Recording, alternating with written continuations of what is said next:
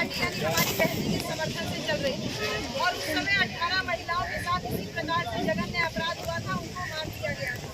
हमारी बहन जी मुख्यमंत्री बनी 1995 में पहली बार और मुख्यमंत्री बनने के 2 घंटे के अंदर उन सारे अपराधियों को जेल के अंदर करवाया। ऐसा शासन हमारी बहन जी ने चलाया और बहन जी ने ताली नहीं बजाने की अरे नहीं बजाई, ऐलान किया कि 2 दिन के अंदर यानी 48 घंटे के अंदर प्रदेश के जितने भी गुंडे मवाली बदमाश माफिया हैं उन सबकी लिस्ट मुझे अपनी टेबल पे चाहिए। ये हमारी बहन जी ने पहली बार की सरकार में ऐलान किया और 2 दिन की बहन जी की टेबल पे सारे अपराधियों का लिस्ट था और उस लिस्ट में जिसका सबसे ऊपर नाम था बहन जी उसका नाम लिख करके चौंक। क्यों? बहन जी ने कहा अरे ये भी अपराधी है, ये तो मंत्री रहा है, विधायक रहा है। सबसे ऊपर जिसका नाम था वो प्रतापगढ़ के रहने वाले थे और उन्होंने अपने आप को स्वघोषित अपने आप को राजा कहते। हमारी बहन जी ने कहा ये लोकतंत्र है, यहाँ पर जनता का राज चलता है, यहाँ किसी राजा का शासन नहीं चलेगा। और इसीलिए हमारी बहन जी ने तुरंत पुलिस प्रशासन भेज करके उस तथाकथित राजा को स्वघोषित राजा को गिरफ्तार करवाया, जेल भिजवाया। हमारी बहन जी अपराधियों पे निरंकुश पूरी तरीके से ना हो सके।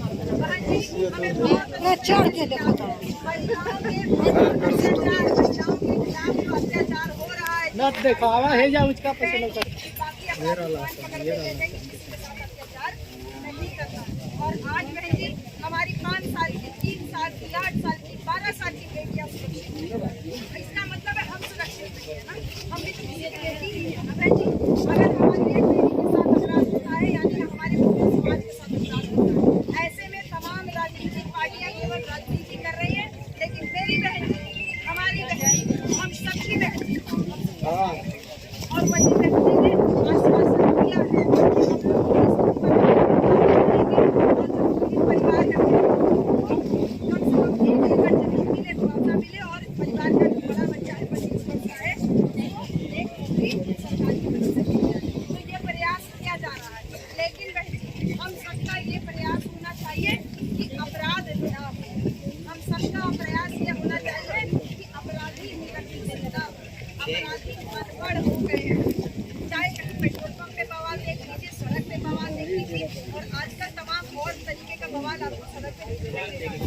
हमारी बहन जी ने साफ तौर पे ऐलान किया कि अगर सरकार बनी हमारी 2027 में बहन जी हमारी बहन जी को सरकार में आने के रोकने के लिए तमाम नए हथकंडे अपनाए जा रहे हैं, तमाम नए लड़के तैयार किए जा रहे हैं जो बाहर गांधीधाम के नाम पे संगठन बना रहे हैं, नीला नीला रक्षा और चल रहे हैं।